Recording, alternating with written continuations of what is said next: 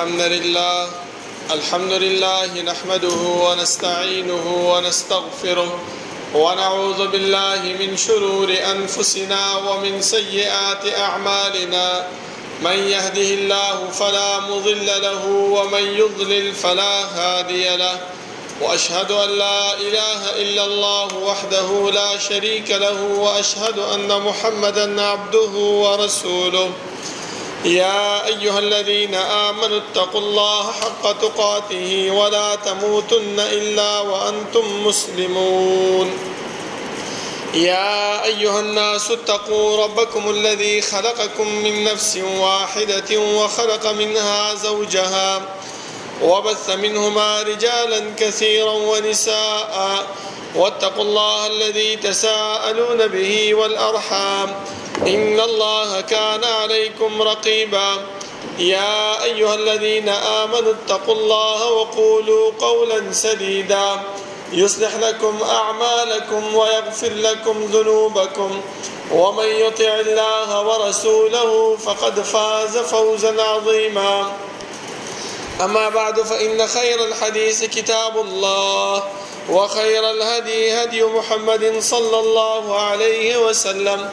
وشر الأمور محدثاتها، وكل محدثة بدعة،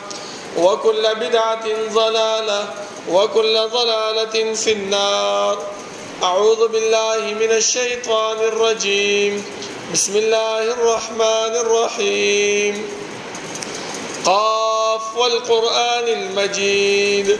بل عجبوا أن جاءهم منذر منهم فقال الكافرون هذا شيء عجيب. أإذا متنا وكنا ترابا ذلك رجع بعيد. قد علمنا ما تنقص الأرض منهم وعندنا كتاب حفيظ. بل كذبوا بالحق لما جاءهم فهم في أمر مريج. أفلم ينظروا إلى السماء فوقهم كيف بنيناها وزيناها وما لها من فروج. والأرض مددناها وألقينا فيها رواسي وأنبتنا فيها من كل زوج بهيج، تبصرة وذكرى لكل عبد منيب. ونزلنا من السماء ماء مباركا فأنبتنا به جنات وحب الحصيد، والنخل باسقات لها طلع نضيد، رزقا للعباد، وأحيينا به بلدة ميتا كذلك الخروج. كذبت قبلهم قوم نوح وأصحاب الرس وثمود وعاد وفرعون وإخوان لوط وأصحاب الأيكة وقوم تبع كل كذب الرسل فحق وعيد. أفعينا بالخلق الأول بل هم في لبس من خلق جديد. ولقد خلقنا السماوات والأرض ولقد خلقنا الإنسان ونعلم ما توسوس به نفسه ونحن أقرب إليه من حبل الوريد. إذ يتلقى المتلقيان عن اليمين وعن الشمال قعيد. ما يلفظ من قول إلا لديه رقيب عتيد. وجاءت سكرة الموت بالحق ذلك ما كنت منه تحيد. ونفخ في الصور ذلك يوم الوعيد. وجاءت كل نفس معها سائق وشهيد. لقد كنت في غفلة من هذا فكشفنا عنك غطاءك فبصرك اليوم حديد. وقال قرينه هذا ما لدي عتيد. ألقيا في جهنم كل كفار عنيد مناع للخير معتد مريب. الذي جعل مع الله إلها آخر فألقياه في العذاب الشديد. وقال قرينه ربنا ما أطغيته ولكن كان في ضلال بعيد. قال لا تختصموا لدي وقد قدمت إليكم بالوعيد. ما يبدل القول لدي وما أنا بظلام للعبيد. يوم نقول لجهنم هل امتلأت وتقول هل من مزيد. وأزلفت الجنة للمتقين غير بعيد. هذا ما توعدون لكل أواب حفيظ. من خشي الرحمن بالغيب وجاء بقلب منيب. ادخلوها بسلام ذلك يوم الخلود لهم ما يشاءون فيها ولدينا مزيد وكم أهلكنا قبلهم من قرن هم أشد منهم بطشا فنقبوا في البلاد هل من محيص إن في ذلك لذكرى لمن كان له قلب أو ألقى السمع وهو شهيد ولقد خلقنا السماوات والأرض وما بينهما في 6 أيام وما مسنا من لغوب فاصبر على ما يقولون وسبح بحمد ربك قبل طلوع الشمس وقبل الغروب ومن الليل فسبحه وأدبار السجود واستمع يوم ينادي المناد من مكان قريب يوم يسمعون الصيحة بالحق ذلك يوم الخروج إنا نحن نحيي ونميت وإلينا المصير يوم تشقق الأرض عنهم سراعا ذلك حشر علينا يسير نحن أعلم بما يقولون وما أنت عليهم بجبار فذكر بالقرآن من يخاف وعيد اللهم صل على محمد وعلى آل محمد كما صليت على إبراهيم وعلى آل إبراهيم إنك حميد مجيد اللهم بارك على محمد وعلى آل محمد كما باركت على إبراهيم وعلى آل إبراهيم إنك حميد مجيد بسم الله الرحمن الرحيم إن عدة الشهور عند الله 12 شهرا في كتاب الله يوم خلق السماوات والأرض منها 4 حرم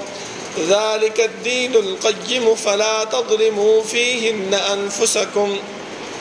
الله رب العالمين أحكم الحاكمين د ټولو بادشاهانو بادشاه د ټولو زبردست هغه رب العالمین چې تمام کائنات خالق او مالک دی هغه الله چې تمام کائنات متصرف او منتظم دی هغه رب العالمین چې هغه په صفاتو کې یو صفت فعال لما يريد دی رب العالمین چې سکه سوخ چې کوي سرنګ چې کوي چا سره چې کوي کولای شي د الله رب العالمین نه څوک تاسو نشي کولای خدای رب العالمین په صفاتو کې دا صفت موجود دی چې وهم يسالون دا مکلف مخلوقات چې هر څومره دي خو هغه انبیا دي او که امت دي خو هغه بادشاهان دي او که رعیه ده خو هغه مالدار دي او که غریب دي هر یو فرد نه الله رب العالمین تاسو پوښتنه کوي زما محترمو دا الله رب العالمین دا تاسو دا پوښتنه دا په دې خبره باندې دلالت نه کوي چې انسان کم عمل کوي کم کار کوي په دنیا کې الله ته خبر نه دی نظم محترمو بلکې الله رب العالمین خو موږ سره کرامن کاتبین هم مقرر کړی دي دا د څه د وجنه دا د دې د وجنه چې انسان سبا د خپل اعمالو نه منکر نشي ځکه الله رب العالمین قران کې فرمایي چې کله دا مشرک بنده دا الله رب العالمین مخه د قیامت په ورځ باندې ودرول شي الله چې تاسو کوي دا به انکار کوي چې والله ربنا ما كنا مشرکین الله مونږ په دنیا کې هیڅ قسم د شرک نه وکړ نو الله رب العالمین بدغه کرامن کاتبین ته وایي چې دا عمل نامه راوړ او مخې ته وته کېده چې کله عمل نامه راوړل شي نو دا چې خپل عمل نامې ته وګوري نو په دې عمل نامه کې هر قسم خبره هر قسم عمل هغه لیکل شوی هغه خلا پرېدا چې رب العالمین فرمایي يوم تشهد عليهم ألسنتهم وأيديهم وأرجلهم بما كانوا يكسبون د قیامت په ورځ باندې په دغه انسانانو باندې با د دیو د جبا د دیو د لاسونه د دیو د خپې دا به گواهی کوي په کوم عملونو باندې کوم دیو کړو په هغه خبرو باندې چې دیو د خلینو وستیو زما محترمو په کار دادی مونږ ته چې مونږ د خپل خلینو کوم خبره چې وباسو نو ډېر په سوچ سمج سره وباسو ولی کرامن کاتبین الله مقرر کړی هغه زمونږ دا خبرې لیکي کم کار چې کو ډېر په سوچ سمج سره وکړو چې یاره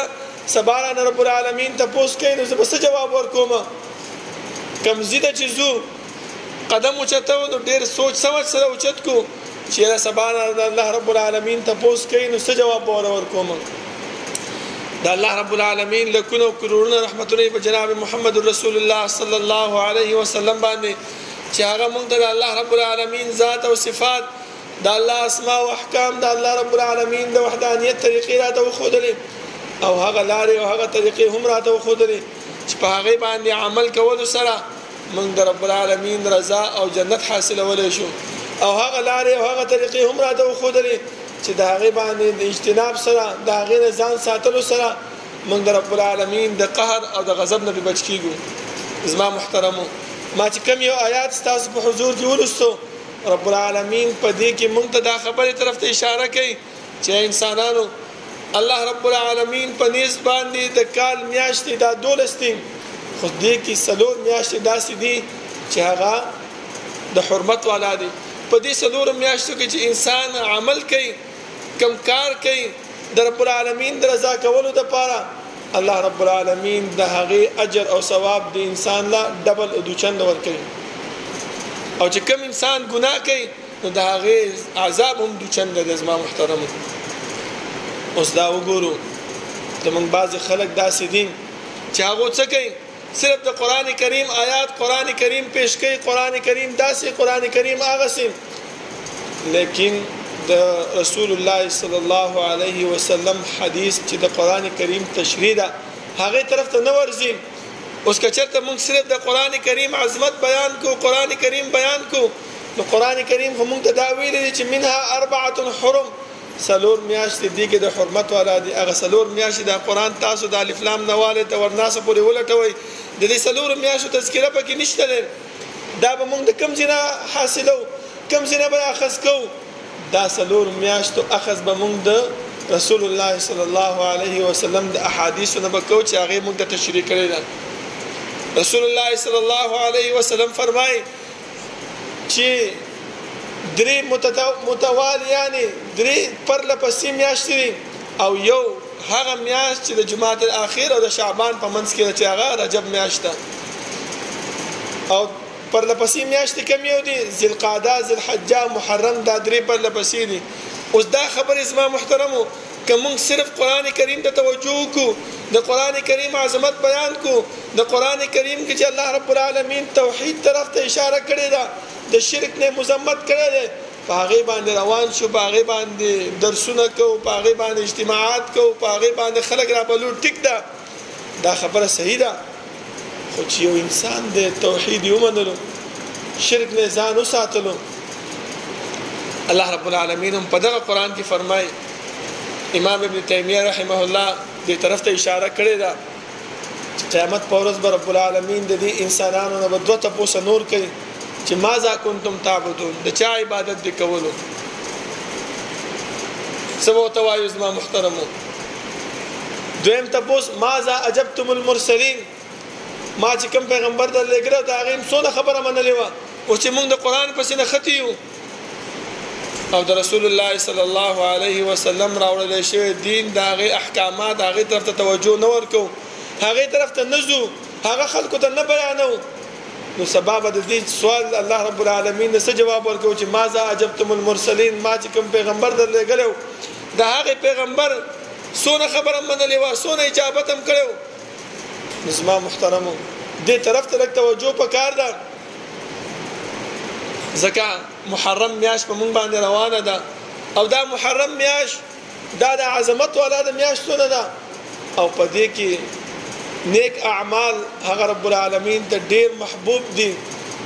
الله رب العالمین د نیک اعمال ډیر اجر او ثواب ورکوي دغه شانته عمل کوون کتاب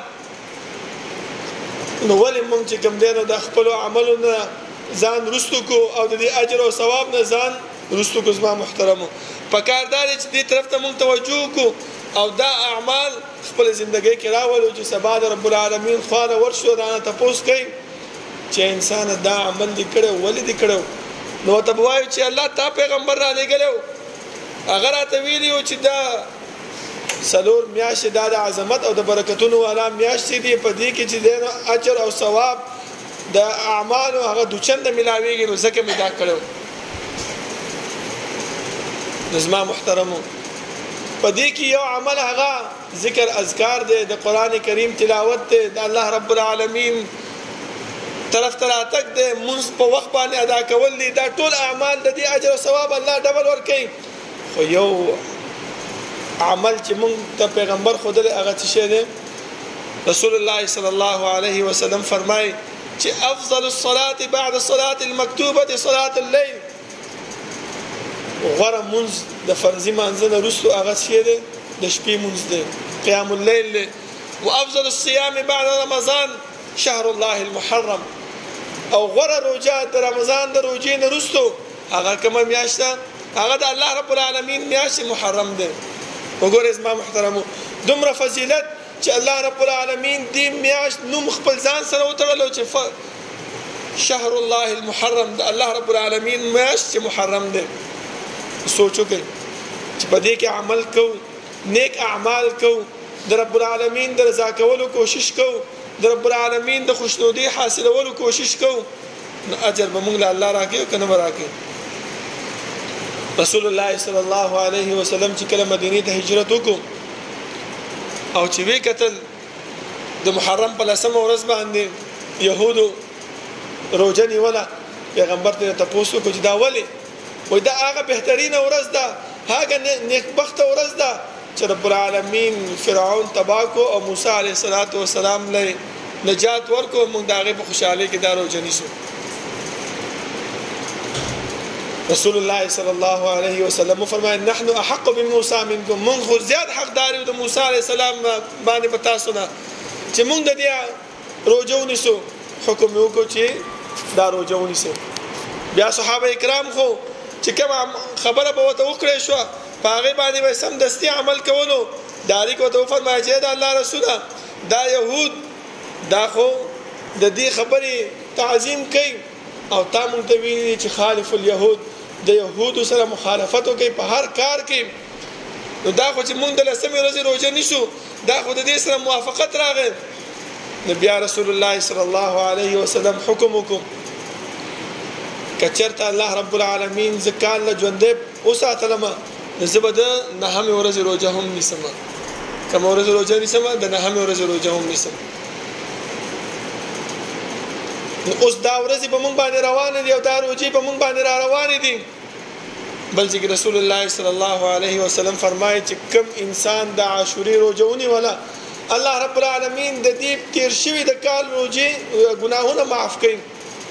دومره اجر او ثواب الله رب العالمین ورکړي چې د یو کال ګناه معاف کیږي په څه باندې په یو ورځ روزه نیول باندې او کچرته موږ د دوه ورځې روزه ونیسو نو الله رب العالمین موږ له پدې باندې ډیر اجر او ثواب راکړي ولی په څه وجه باندې یو خو دوه خبرې دي یو د رسول الله صلی الله علیه وسلم په وینا باندې دویم د مخالفت د يهودو امام علامه عثیمین رحمه الله ابن عثیمین رحمه الله فرمایي چې د دې عاشوري د میاشتې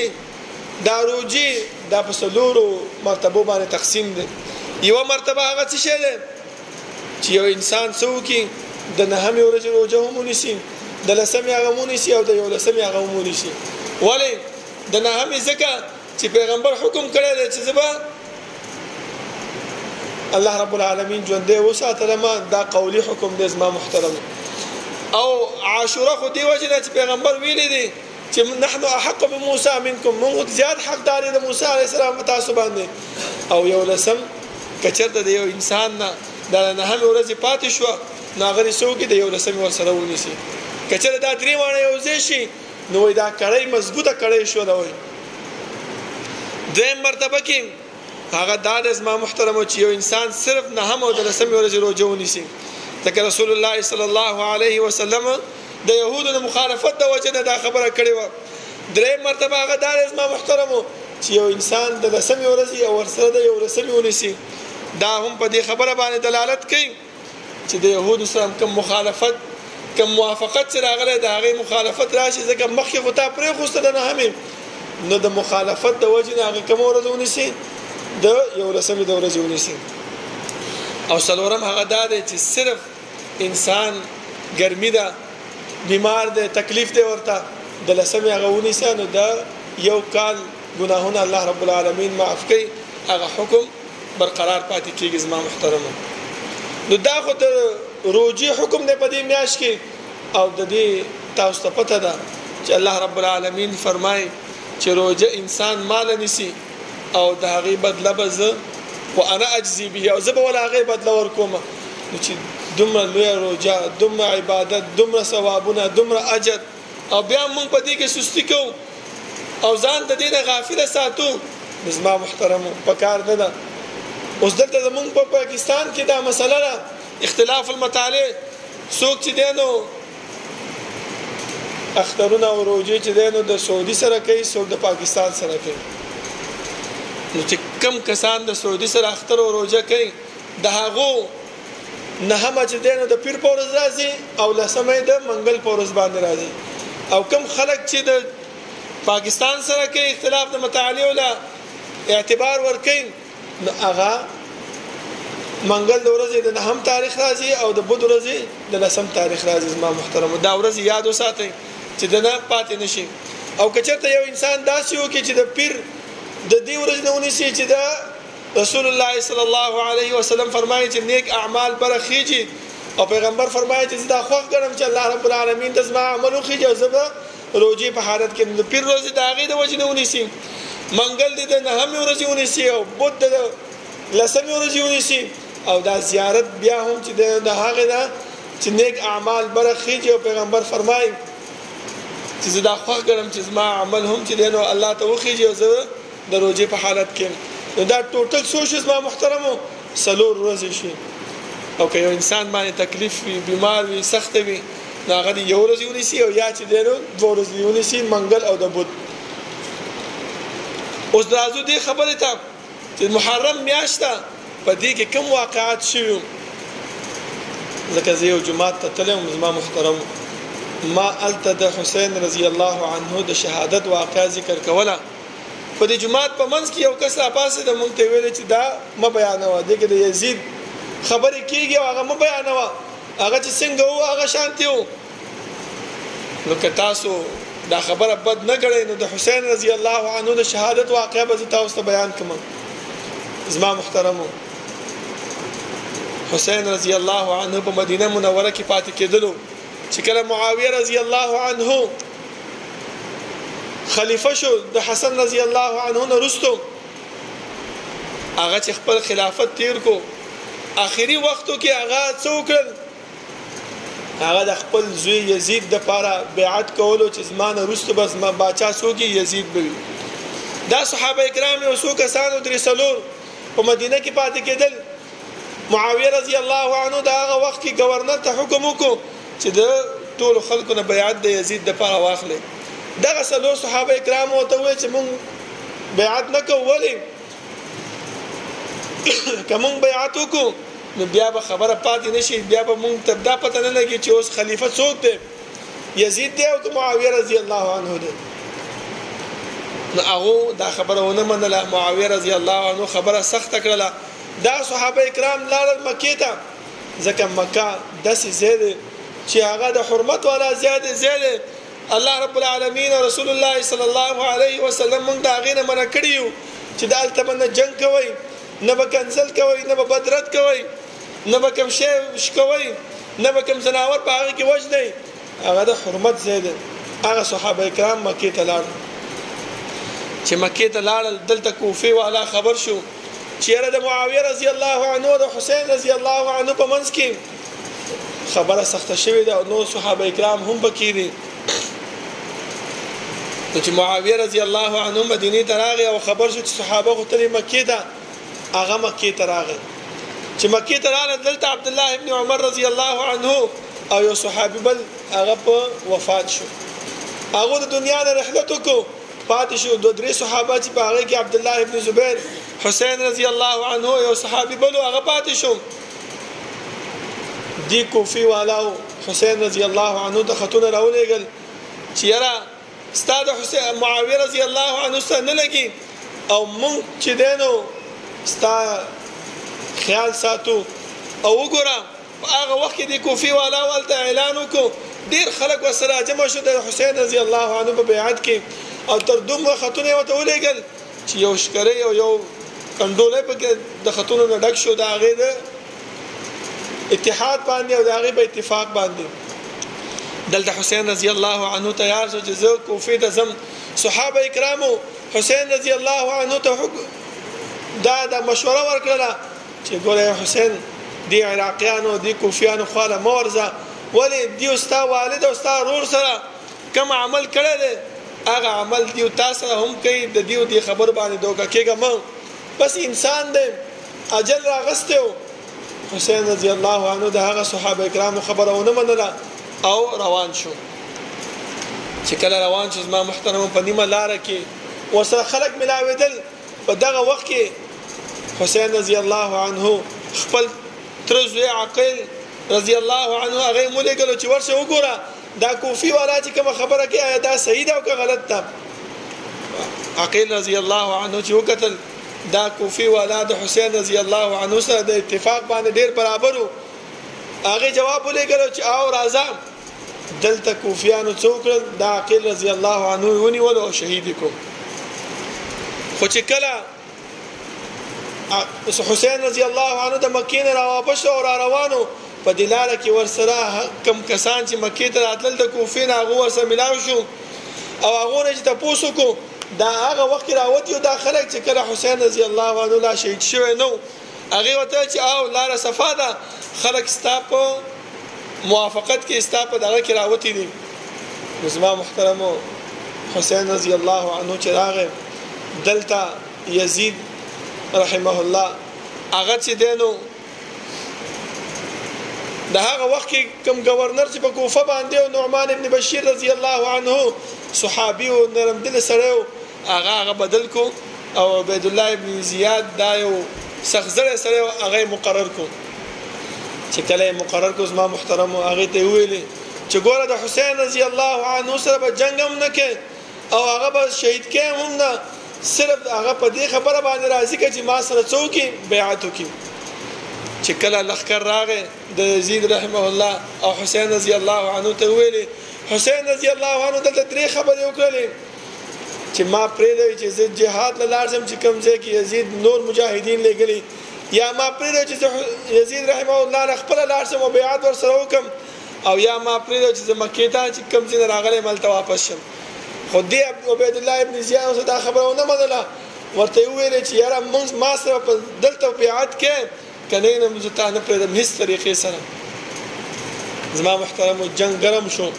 او په دغه ځای کې حسین رضی الله عنه شهید کړو یزید ته چې کله معلومات وشو چې حسین رضی الله عنه شهید کړی دی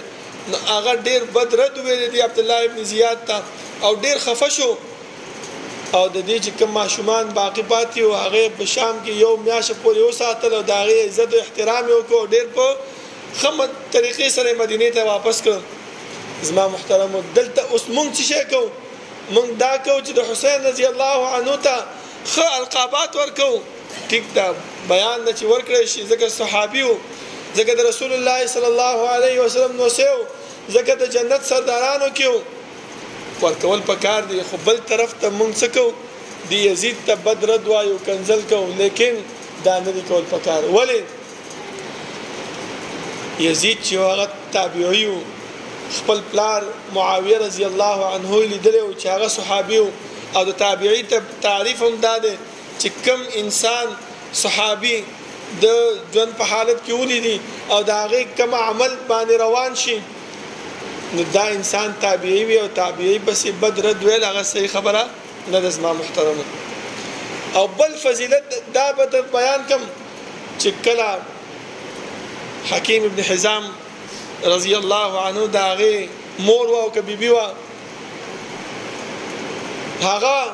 چې کله رسول الله صلی الله علیه وسلم دغه حدیث بیانولو چې یو وخت به داسې راشي چې به یو لخر به هغه په بحر باندې په جهاد کې په بحر باندې باوړي الله رب العالمین دې لخر والاو د چې بخنه کړي ده دغه زنانه وته چې دا الله رسول مانه دعا وکړي چې زم الله رب العالمین ما دې لخر کې وګرځي پیغمبر وته دعا وکړي چې ته هم په دې کې شوي اوس مونږ تاریخ ولټو د تاریخ کتابونه وګورو دغه یزید او دغه معاویه رضی الله عنه په دې لخر کې موجود د بحر والا او پیغمبر دعا کړي او چې دغه خلک چې دي الله رب العالمین دیو ته بخنه کړي دا او مونږ را لګو سکو دیو ته بدرد وایو دیو ته کنزل کو نن سبا خو زمون کنزل دغه شی جوړ شوی د اسلام محترمو پکار نه دا ولی مونږ ته الله رب العالمین دی بندگانو پسې بدرد وایو دیو مونږ ته دین را رسول دي دا مونږ ته الله رب العالمین شریعت را رسول دي او دغه صحابه په باره کې خو الله فرمای فإن آمنوا بمثل ما آمنتم به فقد اهتدوا کچته تاسو د صحابه په نقش قدم باندې روان شئ نو الله رب العالمین به تاسو ته هدایت مونږ کی تاسو به هدایت والا شئ پکاردار زما محترم چې دې خبرې ته موږ توجه کو او د دې بدرو د موږ ځانو ساتو خو صرف یو خبره کوم چې امام ابن تیمیه رحمه الله یو خبره کړې ده یزید رحمه الله صرف په یو خبره باندې ملامت کړی دی هغه دا وای کچرتا د یزید د کوفی او د بصری والی چې نعمان ابن بشیر رحمه رضی الله عنه وای دای نوې لري کړي او د عبد الله ابن عبید الله ابن زیاد دای نوې مقرر کړي نو د حسین رضی الله عنه شهادت با نوې راغله بس دومره خبره باندې هغه ملامت کړی دی چې دغه غلطي کړې ده ځکه دغه کار وشو کدا غلطي نوې کړي نو دا شهادت بدرات له خدای الله رب العالمین تقدیرو الله رب العالمین دا ځان سره لیکلی چې داسې بکیږي نو مونږ ته پکار دي زما محترمو چې مونږ څوک د هر خبر نه ځان وساتو ځکه رسول الله صلی الله علیه وسلم فرمایي دع ما یریبک الی ما لا یریب هغه سره ځان وساته چې کوم شی تا په شک کې اچي د شکی خبر نه ځان څخه بچ وساته او کوم خبره چې تا په شک کې نه اچي داغه باندې عمل کوا نظام محترم د دې بدرودونه د دې کنزلونو ځان ساتل پکار دي که سبا مونږ الله رب العالمین ته پوسو کې چې ما هغه بخله دي تا دې ولې کنزل کول تا ولې بدرت ول تا ولې خیره کول او دا کنزل په دغه خیرو کې تخپل مسلطي ز جهنم ستا مقدر شو یا مونږ څه کولای شو اسم نشو کولای زما محترم نو پکار دادي لکه څنګه چې قران کریم مونږ ته ویلي چې تلک امه قد خلت لها ما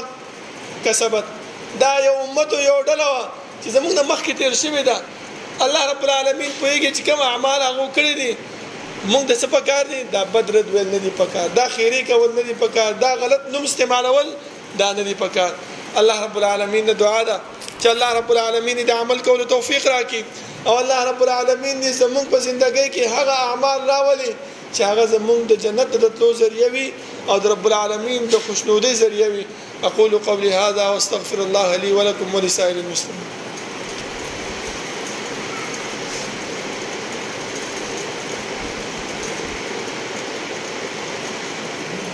إن الحمد لله نحمده ونستعينه ونستغفره ونعوذ بالله من شرور أنفسنا ومن سيئات أعمالنا من يهده الله فلا مضل له ومن يضلل فلا هادي له وأشهد أن لا إله إلا الله وحده لا شريك له وأشهد أن محمدا عبده ورسوله يا أيها الذين آمنوا اتقوا الله حق تقاته ولا تموتن إلا وأنتم مسلمون يا أيها الناس اتقوا ربكم الذي خلقكم من نفس واحدة وخلق منها زوجها وبث منهما رجالا كثيرا ونساء واتقوا الله الذي تساءلون به والأرحام إن الله كان عليكم رقيبا يا أيها الذين آمنوا اتقوا الله وقولوا قولا سديدا يصلح لكم أعمالكم ويغفر لكم ذنوبكم ومن يطع الله ورسوله فقد فاز فوزا عظيما أما بعد فإن خير الحديث كتاب الله وخير الهدي هدي محمد صلى الله عليه وسلم وشر الأمور محدثاتها وكل محدثة بدعة وكل بدعة ضلالة وكل ضلالة في النار أعوذ بالله من الشيطان الرجيم إن عدة الشهور عند الله 12 شهرا في كتاب الله يوم خلق السماوات والأرض زما محترمون الله رب العالمين په دې لستوي شوی آیات کې هم دا خبره کوي چې فلا تظلموا فيهن انفسكم په دې میاشتو کې خپل ځان باندې ظلم مکوئ چې نیک اعمال پرې دی او بدو طرف ته رواني دا ظلم خپل ځان باندې مکوئ بل ظلم موږ څخه خپل ځان باندې چې دي تابعین ته دي صحابه کرامو پسې بدرت وایو د دې تان کو دي مشرانو پسې دي اسلاف پسې موږ خبرې کو تاسو وګورئ زموږ په معاشره کې دې طرف ته کنزل جوړ شوی دا چې مونږه دا کنزل خپل منځ کې عام کړی د زما محترمو تاسو ما مخکې آیات وړاندې کو چې الله فرمایي تلک امه قد خرت لها ما کسبت دا هغه امت ته چې مخکې تاسو ته تیر شوي دي کوم عمل چې کړی دا هغه عمل نتیجه دیو په الله رب العالمین سره مونږ دی نو مونږ ولې خپل آخرت خراب کو په دې بدو ردو باندې مونږ ولې په خپل آخرت په دې باندې ضایع کو دا نیک اعمال مونږ ضایع کو پس باندې دیو پس بدرد ویلو باندې دیو پس تان کولو پس ځکه ما محترم یو حدیث پیش کوم بیا بس کوم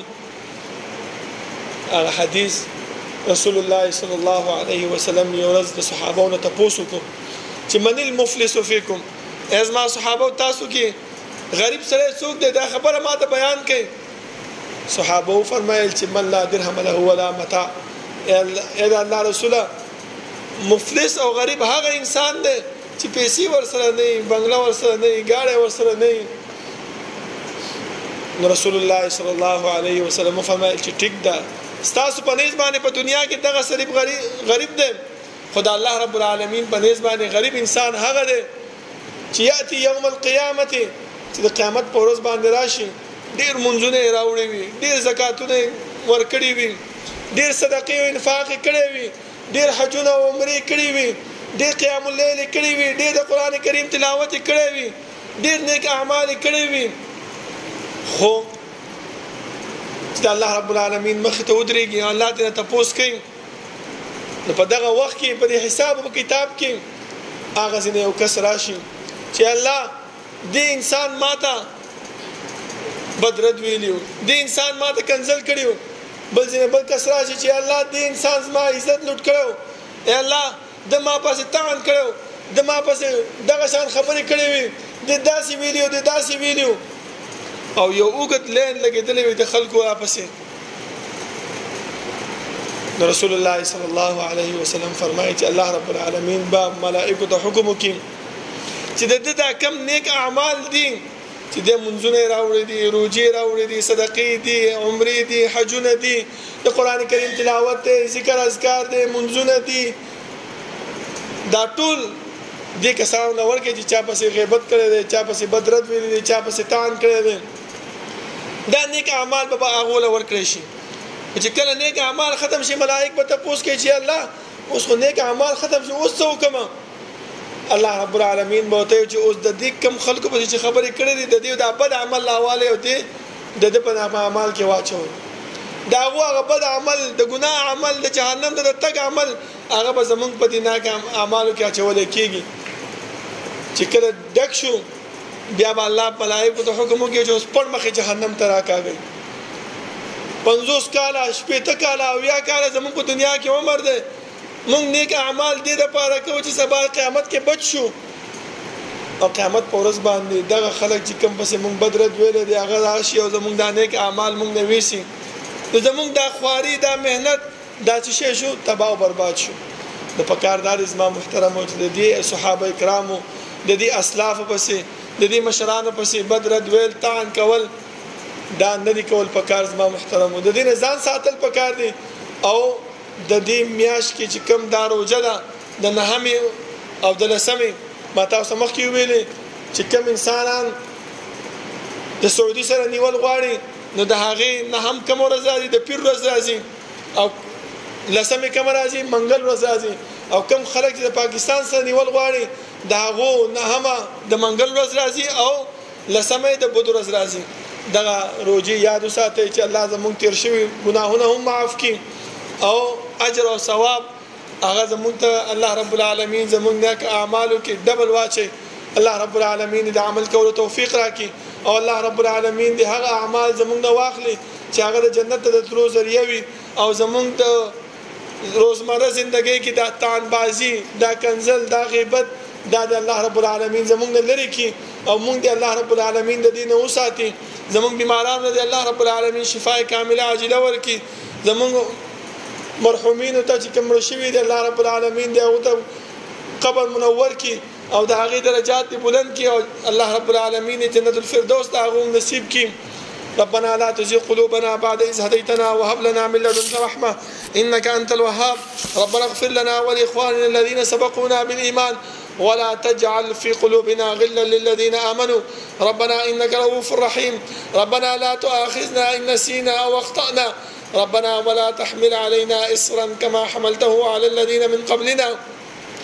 ربنا ولا تحملنا ما لا طاقة لنا به واعف عنا واغفر لنا وارحمنا أنت مولانا فانصرنا على القوم الكافرين. سوف